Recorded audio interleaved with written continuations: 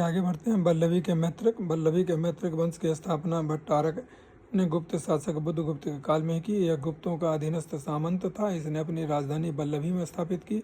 मोखारी वंश मुखर ने इस वंश की स्थापना की। यह गुप्तों का सामंत था। बराबर और नागार्जुनी गुफाओं से प्राप्त अभिलेख से 3 प्रारंभिक शासक के नाम प्राप्त हुए: यज्ञवर्मन, शार्दूलवर्मन और अनंतवर्मन। उसके बाद एक वंश आया, गौर वंश। इस वंश का उदय बंगाल में हुआ। इसका एक स्वतंत्र राजनीतिक सत्ता के रूप में पहला उल्लेख हरहा अभिलेख में हुआ है। इस वंश का शासक शशांक वर्ष के समकालीन थे। इसने गौर वंश की राजधानी कर्ण सुवर्णा में स्थापित की। थानेश्वर का वर्धन और पुष्यभूति वंश। गुप्त साम्राज्य के पतन के बाद हरियाणा के अंबाला जिले के थानेश्वर में पुष्यभूति वंश की स्थापना हुई। बाणभट्ट के अनुसार इस वंश का संस्थापक पुष्यभूति था। हालांकि शिलालेखों में इसका नाम नहीं मिलता। राज्यवर्धन के पश्चात 606 ईस्वी में 16 वर्ष की आयु में हर्षवर्धन थानेश्वर का शासक बना। इसके आचार्य दिवाकर मित्र की सहायता से राजश्री को ढूंढ लिया तथा उसे सती होने से बचा लिया। राजश्री और कन्नौज के मंत्रियों की सहमति से हर्ष कन्नौज का भी शासक बन गया।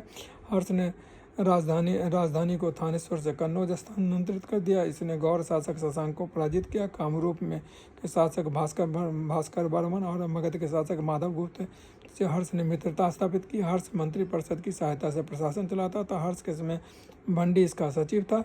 हर्ष के अभिलेखों और हर्ष चरित्र में संधि विग्राहक या अवंतिक बुद्ध एवं शांति का मंत्री, महाबलाधिकृत या सिंहनाद, सेनापति, चट्टभट्ट पुलिस आदि अधिकारियों का उल्लेख है। प्रशासनिक सुविधा के लिए साम्राज्यों को प्रांतों में बांटा गया था।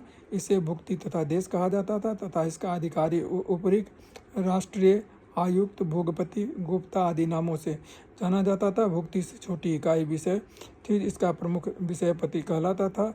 विषय के अंतर्गत कई पाठक होते थे।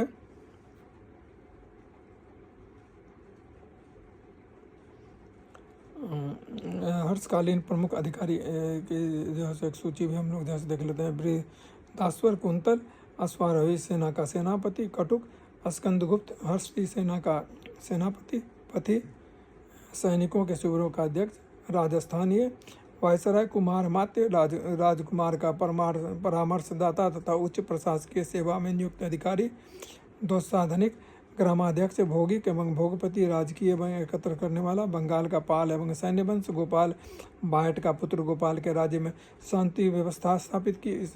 इसे बिहार शरीफ के पास उदंतपुर बिहार एवं नालंदा में एक बिहार बनवाया। धर्मपाल 770 से 810 ईस्वी से उत्तरी भारत में सर्वोच्चता सिद्ध करने के लिए प्रतिहार और राष्ट्रकूट शासकों से संघर्ष करना पड़ा। गुजराती कवि सोढल ने अपनी उदय सुंदरी कथा में उसे उत्तरापथ स्वामी की उपाधि से विभूषित किया। धर्मपाल ने परमेश्वर, परम भट्टारक और महाराजाधिराज की उपाधि धारण की। उसने सोमपुरी, पहाड़पुर और विक्रमशिला बिहार की स्थापना की। इसने कन्नौज में एक दरबार का खालिमपुर ताम्रपत्र के अनुसार तथा पाटलिपुत्र में एक दरबार का आयोजन किया था। इसने नालंदा विश्वविद्यालय को 200 गांव अनुदान में दिए थे। सेन वंश पालों के बाद सामंत सेन ने राढ़ में सेन वंश की स्थापना की। इसके पुत्र विजय सेन 1095 से 1198 से बंगाल में पुनः राजनीतिक एकता प्रदान की तथा कलिंग, कामरूप और मगध को विजित किया। कि कवि धोई द्वारा रचित देव पारा प्रशस्ति में विजयसेन की विजयों का उल्लेख है। उड़ीसा के पूर्वी गंग इस वंश का स्थापक अनंत वर्मन चोड़गंग 1076 से 1148 ईस्वी था। इसे पूरी तरह से पुरी के प्रसिद्ध जगन्नाथ मंदिर का निर्माण कराया। इस वंश के शासक ने उड़िया और जाजनगर की रक्षा हेतु अंतिम समय तक प्रयास किया। लगभग 14वीं सदी में उड़िया पर मुसलमानों ने आधिपत्य स्थापित कर लिया। उसके बाद आता है परमार वंश, मालवा। इस वंश का संस्थापक उपेंद्र था तथा प्रथम स्वतंत्र शासक शेख और श्रीहर्ष था। परमार वंश राष्ट्रकूटों के सामंत थे। भोज 1000 से 1060 ईस्वी इस वंश का सर्वाधिक प्रसिद्ध शासक था। इसने उज्जैन के स्थान पर धार को अपनी राजधानी बनाई। इसने चालुक्य, विक्रमादित्य चतुर्थ एवं कलचुरी गंगे देव को पराजित किया, किंतु चंदेल विद्याधर से ने भोज को पराजित किया। इस वंश का संस्थापक हरिश्चंद्र था, किंतु इस वंश का वास्तविक संस्थापक नागभट्ट प्रथम था। 730 से 756 ईस्वी पूर्व में उसने अरबों को सिंध से आगे नहीं बढ़ने दिया। यह जानकारी ग्वालियर प्रशिस्ती से प्राप्त होती है। मिहिर भोज का साम्राज्य काठियावाड़, पंजाब, मालवा और मध्य प्रदेश तक विस्तृत था। उसने आदि बरहा की उपाधि धारण की थी। उसने चांदी के द्रम सिक्के चलाए थे। गुजरात अनिलवार के चालुक्य और सोलंकी मूल राज 942 से 995 ईस्वी में इस वंश का संस्थापक था। इसने अनिलवार को इसकी राजधानी बोले। मूल राज के पश्चात चामुंड राज 995 से 1008 तक, दुर्लभ राज 1008 से 1022 तक शासक हुए। जय सिंह 1094 से 1143 इस वंश का सर्वाधिक प्रसिद्ध शासक हुआ। इसने सिद्धराज की उपाधि धारण की तथा प्रसिद्ध जैन आचार्य हेमचंद्र को संरक्षण दिया। इसके राज्य का विस्तार पश्चिम में काठियावाड़, गुजरात तथा पूर्व में भिलसा और दक्षिण में बड़ी क्षेत्र के सामर्थ्य तक फैली हुई थी। भीम द्वितीय इस वंश का अंतिम शक्तिशाली शासक था, जिसने गोरी को पराजित किया था। बाद में 1187 में कुतुबुद्दीन ऐबक ने भीमसेन को पराजित किया और 12वीं सदी के अंत में भीम द्वितीय के एक मंत्री लवन प्रसाद ने गुजरात में बघेल वंश की स्थापना की। शाकंभरी के चौहान ने दिल्ली एवं अजमेर, 7वीं सदी में सांभर अजमेर के क्षेत्र में वसुदेव ने शाकंभरी के चौहान वंश की स्थापना की। चौहान प्रतिहारों के सामंत थे। उसके बाद पूरनमल, जयराज, विग्रहराज, चंद्रराज, गोपराज आदि अनेक सामंतों ने शासन किया। विग्रहराज का भतीजा सोमेश्वर का पुत्र पृथ्वीराज तृतीय इस वंश का सबसे प्रसिद्ध शासक था। इसे राय पिथौरा भी कहा जाता है। इसने चंदेल वंश को परमार्दी देव को 1182 में पराजित किया, जिसमें परमार्दी देव के लोक प्रसिद्ध सेना नायक अल्लाउदल ने युद्ध किया तथा पृथ्वीराजों की रचयिता चंद्रवरदाय पृथ्वीराज तृतीय का राज के पिता 1192 में मोहम्मद गोरी तथा पृथ्वीराज तृतीय के मध्य हुए तराइन के युद्ध में गोरी पराजित हुआ, किंतु अगले वर्ष 1192 में तराइन के द्वितीय युद्ध में गोरी ने पृथ्वीराज को पराजित किया तथा पृथ्वीराज को बंदी बना लिया गया तथा कुछ समय पश्चात उसकी हत्या कर दी गई। 1192 ईस्वी पूर्व में ही ऐबक ने दिल्ली पर अपना अधिकार स्थापित कर लिया।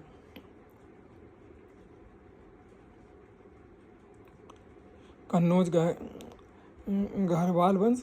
गुर्जर प्रतिहार के पश्चात चंद्रदेव ने कन्नौज में गहरवाल वंश की स्थापना की। गहरवालों को काशी नरेश भी कहा जाता है। चंद्रदेव ने 1080 से 1110 ईस्वी तक शासन किया था। महाराज अधिराज की उपाधि धारण की। जेजाक भुक्ति बुंदेलखंड का चंदेल वंश। इस वंश का प्रारंभिक शासक प्रतिहारों के सामंत थे। नन्नुक इस वंश का पहला राजा था। इसके बाद बागपति, जयशक्ति, विजय शक्ति, राहिल एवं हर्ष राजा हुए। चंदेलों ने खजुराहो को अपनी राजधानी बनाई। त्रिपुरी के कलचुरी, नर्मदा के दक्षिण और गोदावरी के उत्तर में स्थित कलचुरी वंश की स्थापना 845 में कोक्कल ने की। इस वंश के शासक युवराज ने केयूर वर्ष की उपाधि धारण की। युवराज के दरबार में ही राजशेखर ने काव्य मीमांसा और विद्याभाल भंजिका की रचना की। इसी काल में राजशेखर कन्नौज छोड़कर त्रिपुरा आए। कला संस्कृति, हर्ष कला और शिक्षा दोनों का संरक्षक था। वे स्वयं लेखक थे। उन्होंने 3 संस्कृत नाटक नागानंद, रत्नावली, प्रियदर्श का लिखी। उसके राजस्व का 1/4 भाग विद्वानों को संरक्षण में चला जाता था। वेन सांग प्रसिद्ध नालंदा विश्वविद्यालय का काफ़ी विशद वर्णन करता है, जो हर्ष के शासनकाल के दौरान अपने चरम पर था। नालंदा में लगभग 10,000 छात्र और 2,000 शिक्षक थे। पाठ्यक्रम में वेद, बौद्ध धर्म, दर्शन, तर्क, शहरी योजना, चिकित्सा, कानून, खगोल शास्त्र आदि शामिल थे। भारतीय कला एवं वास्तुकला में पल्लवों का योगदान बहुत अधिक है। वास्तव में दक्षिण में भारतीय वास्तुकला की द्रविड़ शैली का इतिहास पल्लवों के साथ शुरू हुआ। यह क्रमिक विकास था, जो गुफा मंदिरों से शुरू होकर अखंड राठों तथा रचनात्मक मंदिरों में समाप्त हुआ। मल्लापुरम में 5 रथों का लोकप्रिय रूप में सपंच पांडव रथ, रॉक कट रथ कहा जाता है, जो वास्तुकला की 5 अलग अलग शैलियों को दर्शाता है। कांची में कैलाशनाथ मंदिर और मामल्लपुरम सूर्य मंदिर पल्लवों में शुरुआती संरचनात्मक मंदिरों के बेहतरीन उदाहरण है। कैलाशनाथ मंदिर पल्लव कला की सबसे बड़ा वास्तुशिल्प कृति थी। पल्लव ने मूर्ति कला के विकास में भी योगदान दिया था। मंडपों को दीवारों पर सुंदर मूर्तियाँ थी। मामल्लपुर में गंगा के अवतरण अर्जुन की तपस्या को दर्शाती मूर्ति शास्त्रीय कला का उत्कृष्ट नमूना है। सित्तन वासल की गुफाओं में चित्र पल्लव कला के थे। यही जो है सो